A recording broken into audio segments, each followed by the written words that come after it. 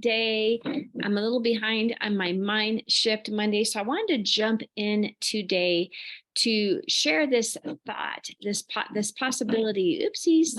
Let's see if it's actually going live. I'm getting an error message on my computer, but it says it's live on my Zoom. So let's see if we're gonna make it. Sorry, guys. Yeah, so I'm super excited to chat a little bit today when we talk about a mind shift.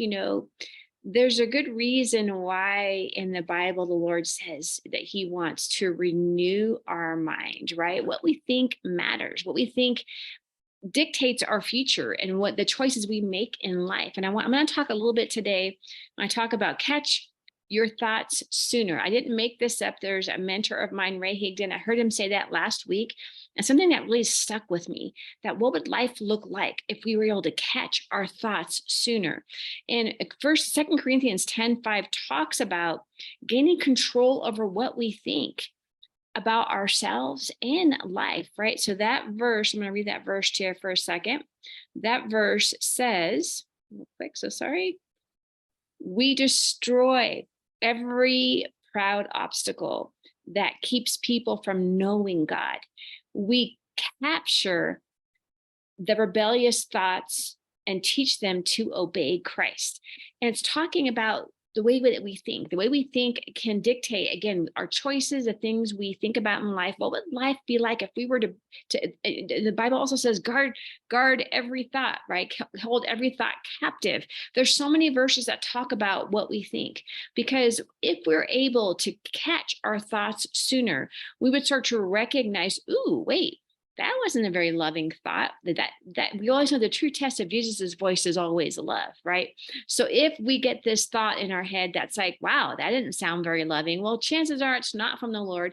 But sometimes it could be some stinking thinking that God is helping us to recognize, catch the thought sooner, so that we can go, yeah, no, that thought, I couldn't control that it came, but I 100% can control why I let it stay in there. What if we caught those thoughts sooner? We recognize that stinking thinking, and we kick that thought out of our mind and go, yeah, no, that's not who I am. That's not who God says I am.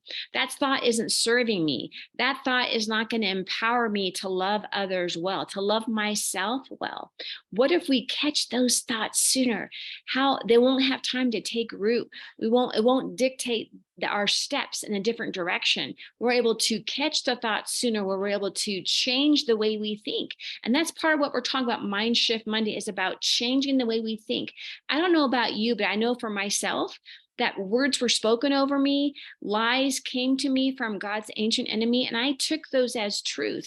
When we get realize the lie over the truth always sets us free. So my goal with this time today is to set the lie, to expose the lies and capture the truth of who we really are, so we can be free in our thinking, right? So start to notice, catch the thoughts sooner, even just that phrase, catch your thoughts sooner.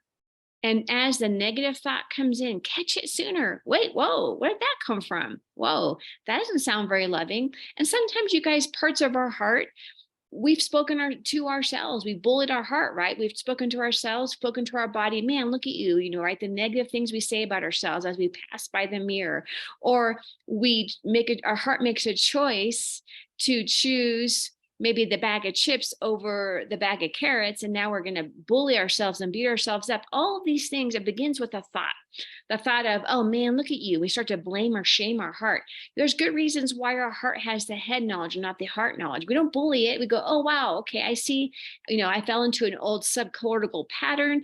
But we start to notice the thought first, because the thought comes first before the action happens. So what if we catch the thoughts sooner? And we go, whoa, wait, what was that thought? Yeah, no, that's not who I am anymore. I am taking powerful baby steps, imperfect steps toward improving my health. I'm not even let that thought stay there, because that's not what I'm doing. That's not who I am. And heart, I hear you. You have a powerful voice. I'm not shaming and blaming you.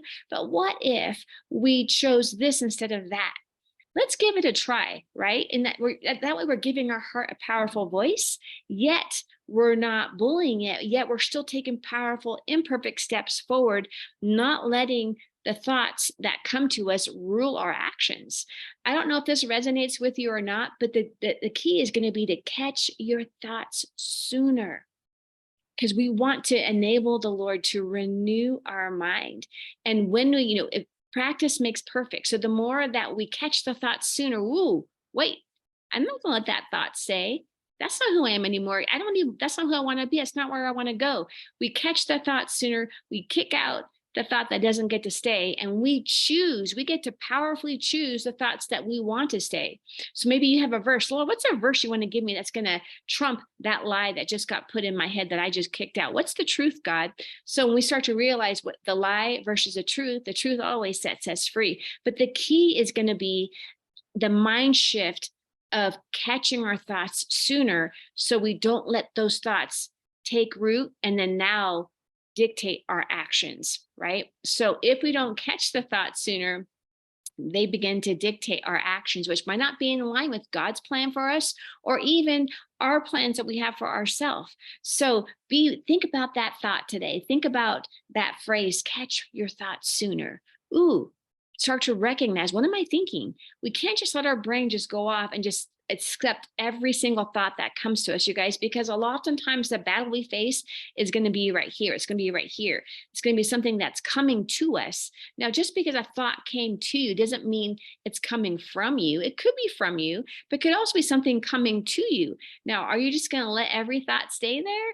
What if we catch our thoughts sooner, and then thereby changing not just the thought, but what we believe in our heart, and now taking a powerful step forward to renewing our mind and kicking out the thoughts that don't serve us, that aren't true of who we are.